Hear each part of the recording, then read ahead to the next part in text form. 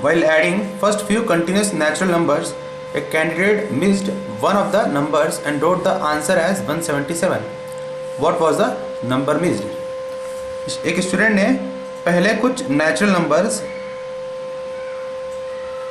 मान लीजिए n तक उसने ऐड किए, उसमें से कोई एक नंबर मान लेते हैं वो x है, वो ऐड करना भूल गया, तो उसका सम आया 177। हमें जो नंबर मिस्ड है ये x वो ढूंढना है। 1 + 2 + 3 प्लस, अगर वो n तक सम करेगा तो this is a AP with common difference 1। इसका सम आता है n × n+1/2। यह होगा 177 जो उसने ऐड किया प्लस x, क्योंकि x को वह भूल गया ऐड करना, तो यह इक्वेशन बनेगी। तो n × n+1 will be 2x plus 2 से हम यहाँ इंटू करेंगे तो यह हो जाएगा 4 1 5 354।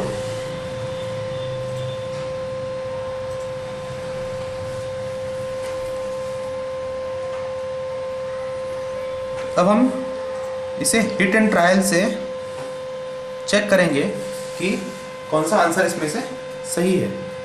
हम x की 1 by 1 वैल्यू पुट करेंगे और देखेंगे कि ये जो n है, कब यह n एक नंबर आता है, नेचुरल नंबर। जिस केस में जिस गिवन x वैल्यू के लिए नेचुरल नंबर आएगा वह हमारा आंसर होगा। पहले हम इसमें 11 पुट करेंगे तो यह आएगा 22 + 354, दैट इज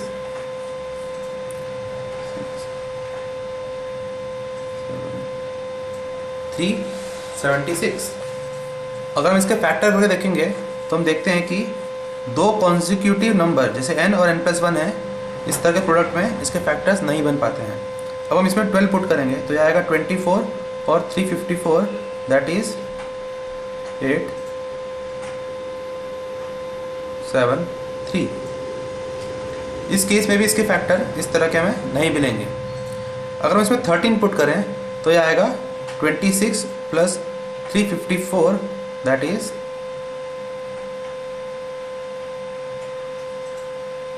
380। इसमें हम अगर चेक करें तो n² + n, अगर हम n को यहाँ पर 19 रखते हैं तो 19 का स्क्वायर होता है, ये हुआ n² + n।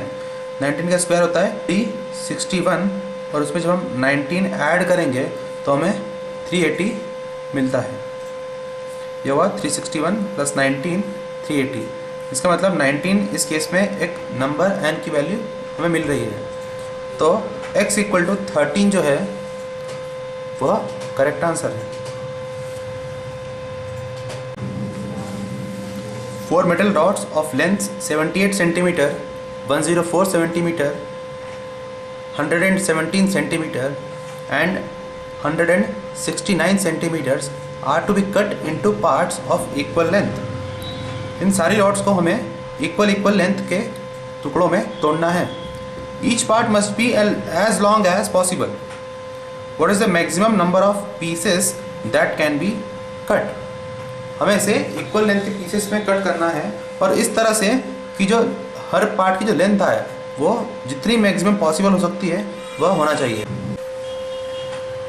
मान लीजिए हर पीस की लेंथ जो है वो L है। अगर हमने फर्स्ट रॉड के A पीसेस किए, यहाँ पर A एक नंबर होगा तो L × A आएगा 78। अगर सेकंड रॉड के B पीसेस किए तो L × B आएगा 104, उसकी टोटल लेंथ। उसी तरह से L × C आएगा 117 और L × D आएगा 169। अगर इन चारों इक्वेशन को हम देखें तो हम देखते हैं कि L जो है वो 78, 104, 117 और 169 का फैक्टर है, क्योंकि वह इसको डिवाइड करेगा तो नंबर ABCD मिलेगा, क्योंकि वो नंबर ऑफ पीसेस हैं।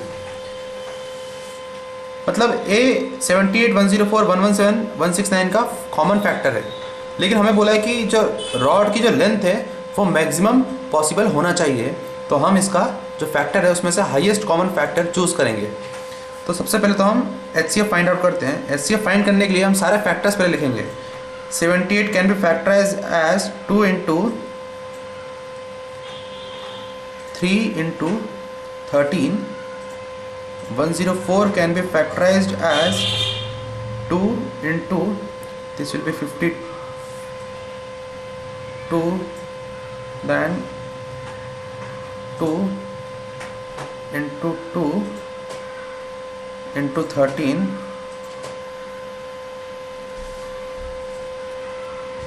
117 can be factorized as 3 into 39, that is 3 into 13. Then 169 is 13 into 13. इन सबको अगर हम देखें तो 13 जो है वो सब में एक एक बार आ रहा है, तो 13 हो गया इनका कॉमन फैक्टर, मतलब 13 L की वैल्यू हुई, ये उसका हाईएस्ट कॉमन फैक्टर हुआ। हमें पूछा मैक्सिमम नंबर ऑफ पीसेस, जो पीसेस होंगे वो कितने होंगे। अब क्योंकि L इंटू ए है 78, तो अगर हम इस 78 को L मतलब 13 से डिवाइड करेंगे तो हमें A मिलेगा। जैसे हम ABCD निकालेंगे और सबको ऐड करेंगे तो टोटल नंबर ऑफ पीसेस हमें मिलेंगे।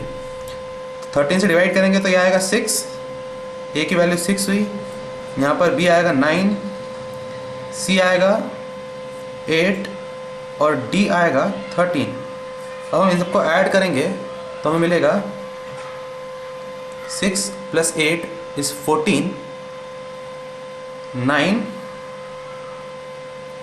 and 13 is 22, and this will be 6 and 3, that is 36. So option B gives 36 as the answer, so option B is correct. A man purchases 2 clocks A and B at a total cost of rupees 650. He sells A with 20% profit and B at a loss of 25% and gets the same selling price for both the clocks. What are the purchasing prices of A and B respectively? इस question में हमें दिया है कि एक आदमी A और B दो क्लॉक कुल मिलाकर 650 रुपीज़ में खरीदता है। ए को वह 20% प्रॉफिट पर और बी को 25% लॉस पर बेचता है। जब वो इन दो क्लॉक्स को बेचता है तो दोनों की सेलिंग प्राइस वह सेम रखता है। हमसे पूछा है कि इसकी परचेजिंग प्राइस ए और बी की क्या थी। Let us assume that purchasing price of A is small a and that of clock B is small b. तो A plus B होगा 650 rupees. Now as he has sold A making a profit of 20%, तो selling price होगी 1.2 A, जो कि 20% उसने profit कमाया है, और 25% लॉस पर B को बेचा, इसका मतलब 0.75 B होगी उसकी सेलिंग प्राइस। हमें ये दोनों वैल्यूज़ इक्वल दी हैं क्योंकि उसने दोनों की सेलिंग प्राइस सेम रखी। This implies 120A is equal to 75B। हमने दोनों साइड को 100 से मल्टीप्लाई कर दिया।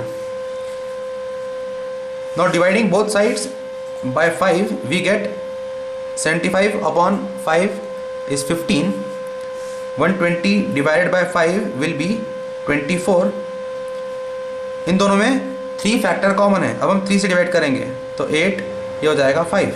This implies A into 8 is equal to 5 into B. This means A is 5 by 8 times of B. Now putting this value of A in terms of B in this equation will eliminate A from both the equation. तो इस value को हम यहाँ रखेंगे तो आएगा 5B upon 8 plus B is equal to 650. अब यह इक्वेशन से A गायब हो गया है, यह हमें डायरेक्टली B की वैल्यू देगा। This implies B into 5 by 8 plus 1 is equal to 650. This implies B into 13 upon 8 is equal to 650. Now 13 into 5 is 65. So cancelling 13 from both the sides, we get B as 8 into 50, that is rupees 400. Now as A is 5 by 8 times of B, so it will be, this will become 2, this will become, dividing by 4 we get 100, and this will be 50, so this is 250. So the answer is A is sold at rupees 250 and B is sold at rupees 400. This option is given in B. This answer is given in B, so option B is correct. In this question, we are given that A, B, C, D, E and F, not necessarily in that order, are sitting on 6 chairs regularly placed around a round table. एक round table है, उस पर A, B, C, D, E, F regularly थोड़े थोड़े दूरी पर बैठे हुए हैं. It is observed that A is between D and F. जो A है वो D और F के बीच में बैठा हुआ है. C is opposite to D and D and E are not on neighboring chairs. हमसे पूछा है Which of the following pairs must be sitting on neighboring chairs? इनमें से कौन सा पेयर पास पास बैठा होगा? ये हमें options. So in this question we are given 3 conditions. In conditions को अगर हम ध्यान से देखें तो हर कंडीशन में D के बारे में हमें कहा गया है. तो सबसे पहले हम D को प्लेस कर देते हैं. D को हमने यहाँ पर प्लेस किया. Second condition says that C is opposite to D. तो D के सामने हमने C को प्लेस कर दिया. First condition says that A is between D and F. A जो है वो D और F के बीच में बैठा हुआ है. इस क्वेश्चन में हमें 6 लोग दिए हैं, A, B, C, D, E and F. तो C और D तो आमने सामने हो गए. अब 2 इस साइड और 2 इस साइड आएंगे, और क्योंकि A जो है वो D और F के बीच में बैठा है तो इस तरह का अरेंजमेंट होगा. अगर F इस साइड आता है तो A उन दोनों के बीच में इस तरह से होगा. तीसरी कंडीशन में हमें दिया है कि D and E are not on neighbouring chairs. मतलब D और E जो है वो पास पास नहीं बैठे हुए हैं. अब इस पूरे डायग्राम को अगर हम देखें तो A हो गया, B बचता है और E. तो B E को हमें इस साइड प्लेस करना है. Third condition says that D and E are not on neighbouring chairs. तो E यहाँ पर नहीं आएगा, E से दूर होगा D से, और नेबरिंग चेयर पर B प्लेस होगा. हम चारों ऑप्शंस को चेक करेंगे कि कौन सा सही है. हमें देखना है कि कौन कौन इनमें से पास पास बैठा हुआ है, कौन कौन नेबरिंग चेयर्स पर है. A और B, ऑप्शन A गलत हो गया. C एंड E, यह ऑप्शन सही है. एक बार बाकी ऑप्शंस भी चेक करते हैं. B एंड F, ये दोनों ऑपोजिट हैं तो ये भी नेबरिंग चेयर्स पर नहीं है. And the last option is A and C, so this is also incorrect. So option B is the correct answer. In this question we are given that in a dinner party both fish and meat were served. Some took only fish, some only meat. There were some vegetarians who did not accept either. The rest accepted both fish and meat. So there are 4 categories of people. One who took only fish, one who took only meat, then vegetarians who did not accept either, and the 4th category accepted both fish and meat. The question we are asked is, which of the following logic diagrams correctly reflects the above situation? If we look at option A, suppose this circle includes of those who took fish, this of those who took meat, then this common part will consist of those people who have taken both fish and meat, and this will consist of vegetarians who have not taken either fish or meat. So option A correctly depicts the situation. Student can check other options that they do not reflect the given situation. So option A is correct.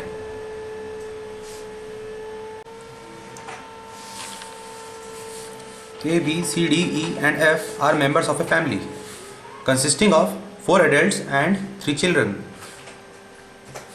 Among these 3 children, F and G are girls. A and D are brothers and A is a doctor. E is an engineer married to one of the brothers, that is, E is married to either A or D and has 2 children. B is married to D. So as B is married to D, this means E is married to A. And the child of B and D is G. We are asked who is C. So this is a question of data interpretation. We will first make a note of all the data given to us. First, we are given that there are 4 adults and 3 children. Among these 3 children, we are given that F and G are children and they are girls. Also, A and D are brothers.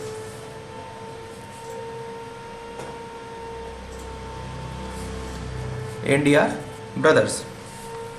Now, we are given that A is a doctor, so we write doctor near A. E is an engineer and is married to one of the brothers and has 2 children. B is married to D, so B is married to D. Now as we are given that A and D are brothers, this means B should be wife. So we underline this to make a note that B is female and A and D are male, so we make a line above A and D. Now as B is married to D, E must be married to A, as it is given that E is an engineer and married to one of the brothers. So as B is married to D, E is married to A. Again, she is a female. We are also given that B is married to D and G is their child. So D and B have a child which is G. We are also given that E has 2 children. This means the other 2 child are of A and E. We are sure that F is their child. We are sure that one of their child is F. Now the other child will be the remaining one. We have seen here A, B, C is missing. So C is the third among the children. We are also given that only 2, that is F and G, are girls. So this means C is a child and he is a male, that is a boy. So now let us check the option. First option says that C is brother of G, which is not correct. Option B says C is F's father. Option C says C is E's father. Option D says that C is son of A, which is correct. So option D gives us the correct answer. LMNOP is a semicircle. LMNOP is a semicircle with center at R and diameter LP. LSR and RQP are also semicircles with centers as T and U, and diameters LR is equal to RP, which is half of LP. The ratio of perimeter of LMNOP and LSRQP is, we know that as these are semicircles, so their perimeter will be pi r or pi d by 2, where d is diameter and r is radius. Suppose we take LP as d, so perimeter of LMNOP is pi d by 2. Perimeter of LMNOP will be pi d by 2. Now we will find perimeter of LSRQP. Let us first find perimeter of LSR. As this is a semicircle, with diameter which is half of LP, that is d by 2. So its perimeter will be pi into d by 2, which is the diameter of this semicircle, divided by 2. And as we are required to find the perimeter of LSR RQP, so we just multiplied this by 2, as the perimeter of LSR and RQP will be same. So 2 and 2 gets cancelled, so the perimeter is pi d by 2, which is same as the perimeter of LMNOP. So the ratio will be 1:1. So option B is correct. Out of the 3 annual examinations, each with a total of 500 marks, a student secured marks of 45% and 55% in the first and the second annual examinations. To have an overall average of 60%, how many marks does the student need to secure in the third annual examination? The options given are 450, 400, 350 and 300. इस question में हमें कहा है कि 500 marks की 3 annual exams होती हैं. Student ने पहले पेपर में 45% मार्क्स सिक्योर किए, सेकंड में 55%. जो टोटल है वो 60% उसके मार्क्स आते हैं. हमसे पूछा है कि थर्ड पेपर में उसके कितने मार्क्स होंगे. पहले हम निकालेंगे कि 45% जो मार्क्स उसने सिक्योर किए एक्चुअल में नंबर में कितने हैं. 45% ऑफ 500 विल बी 45 इंटू 5, क्योंकि 100 में से अगर 45 उसने किए है तो 500 में से 5 इंटू 45 किए होंगे. This means 225. 55% of 500 will be 55 into 5, that is 275. हम इन दोनों का टोटल करेंगे. यह आता है 500. So total of first 2 papers is 500. अगर हम तीनों पेपर का टोटल निकालें तो वह आता है 1500. हम मान लेते हैं कि थर्ड पेपर में उसने x नंबर ऑफ, मान लेते हैं थर्ड पेपर में उसके x नंबर्स थे, तो टोटल होगा 500 प्लस x और परसेंटेज आएंगे इस फॉर्मूले से. And we are given that total percentage is 60.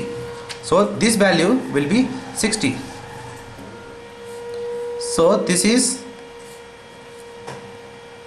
500 plus x will be 60 into 15, that is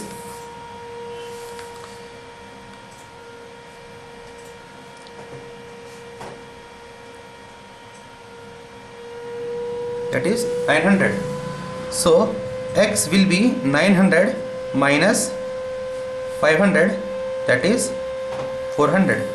So option B, which says that he has secured 400 marks in the third exam, is correct.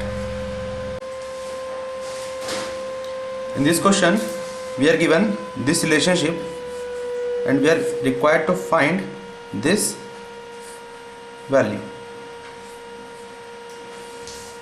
We are given 4 options. हमें देखना है कि इन 4 options में से इस relationship को कौन सा सेटिस्फाई करता है. इन दोनों को ऑब्जर्व करके हमें इस फोर्थ को निकालना होगा. यहाँ पर हम देखें तो डी डी ए लिखा है और यहाँ पर ए डी डी लिखा है. मतलब कोई भी कैरेक्टर जो है, कोई भी लेटर जो है वो गायब नहीं हुआ है. अगर हम इस ऑप्शन को देखें जैसे आर आर बी, तो यह तो हो नहीं सकता क्योंकि इसमें तीनों ही गायब हो गए हैं. इसमें बी नहीं आ रहा तो ये भी नहीं हो सकता. इसमें 2 बी आ रहे हैं तो ये भी नहीं हो सकता. तो वैसे देखा है तो ऑप्शन सी सही होना चाहिए. लेकिन हम एक और तरह से देखेंगे कि इसमें जो लास्ट के 2 लेटर्स थे वो स्मॉल थे और इसमें लास्ट के 2 लेटर्स कैपिटल थे. तो वह चीज़ भी यह ऑप्शन सेटिस्फाई कर रहा है क्योंकि यहाँ पर 2 स्मॉल हैं और यहाँ पर 2 कैपिटल लेटर्स हैं. इसके अलावा अगर हम देखें तो ए जो है, अगर हम इस डी डी ए को साइक्लिक ऑर्डर में मतलब इस तरह से घुमा दें, ए इधर आ जाएगा, डी डी ऐसा रहेगा तो ऐड हो जाएगा जैसा कि यहाँ पर है. वैसे अगर बी को हम इधर आगे ले आए तो R R B R R हो जाएगा, तो ऑप्शन सी इस तरह से सही है। So option C in this question is correct. Square pond has 2 metre sides and 1 metre deep. इस क्वेश्चन में हमें स्क्वायर पॉन्ड दिया है, यह उसका टॉप व्यू है। अगर हम ऊपर से देखेंगे तो स्क्वायर पॉन्ड हमें इस तरह से दिखेगा। यह 1 मीटर इसकी डेप्थ है। If it is to be enlarged the depth remaining same, हमें इसे एनलार्ज करना है इस तरह से कि इसकी डेप्थ जो है वो सेम रहे। Into a circular pond with the diagonal as diameter, इस स्क्वायर का जो डायगनल है उसको डायमीटर लेके जो सर्कल बनेगा उसमें हमें इस पॉन्ड को एनलार्ज करना है, जैसा कि इस फिगर में दिखाया हुआ है। Then what would be the volume of earth to be removed, हमें जो वॉल्यूम एक्स्ट्रा जो रिमूव करनी पड़ेगी अर्थ की वह फाइंड आउट करनी है। पहले हम इस सर्कल का एरिया और इस स्क्वायर का एरिया निकालेंगे। सर्कल के एरिया में से अगर हम स्क्वायर के एरिया को माइनस कर दें तो हमें इस शेडेड रीजन का एरिया मिल जाएगा। अगर हम उसे डेप्थ से इनटू करेंगे तो हमें वह वॉल्यूम मिल जाएगी जो हमें अर्थ से रिमूव करनी होगी। ये 4 ऑप्शंस हैं। सबसे पहले पाई इंटू आर स्क्वायर होता है सर्कल का एरिया। यहाँ पर आर जो होगा वो हम इस तरह से निकालेंगे। अगर हम इस डायगोनल को इस तरह से जोड़ें तो यह भी 2 मीटर है और यह भी 2 मीटर है। तो इस ट्रायंगल में क्योंकि 90 डिग्री है, पाइथागोरस थ्योरम से यह आएगा square root of 2 square plus 2 square that is 2 square root of 2। तो ये तो हो गया डायमीटर, तो रेडियस जो होगा वो होगा स्क्वायर रूट ऑफ 2, क्योंकि रेडियस डायमीटर का हाफ होता है। तो एरिया ऑफ सर्कल आएगा pi into square root of 2 का स्क्वायर दैट इज 2 पाई। अब हम निकालेंगे एरिया ऑफ स्क्वायर, वो होता है a into b that is 2 into 2 और 4। सो शेडेड एरिया का शेडेड जो रीजन है इसमें उसका एरिया होगा सर्कल का area that is 2 pi minus square का एरिया दैट इज 4। इसको हम डेप्थ से इंटू करेंगे तो हमें वॉल्यूम मिल जाएगी। So v is equal to 2 pi minus 4 metre cube. So the option A is correct.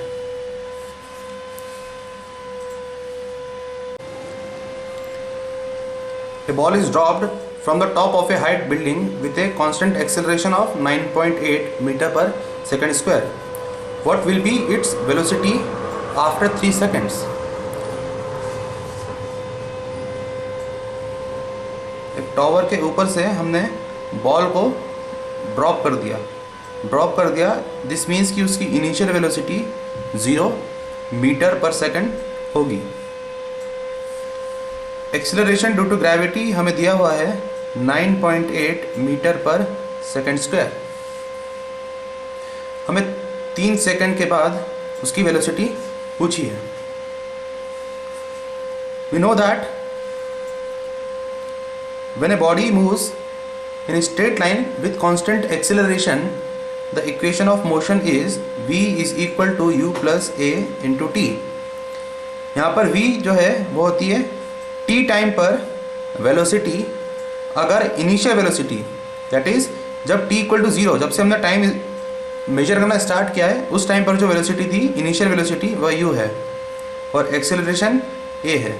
इस केस में इनिशियल वेलोसिटी 0 है, एक्सेलरेशन 9.8, टाइम हमें 3 सेकंड के बाद वेलोसिटी निकालनी है तो हम 3 पुट करेंगे। तो इससे v की वैल्यू आती है 3 into 9.8 that is 29.4 metre per second. So option C is correct.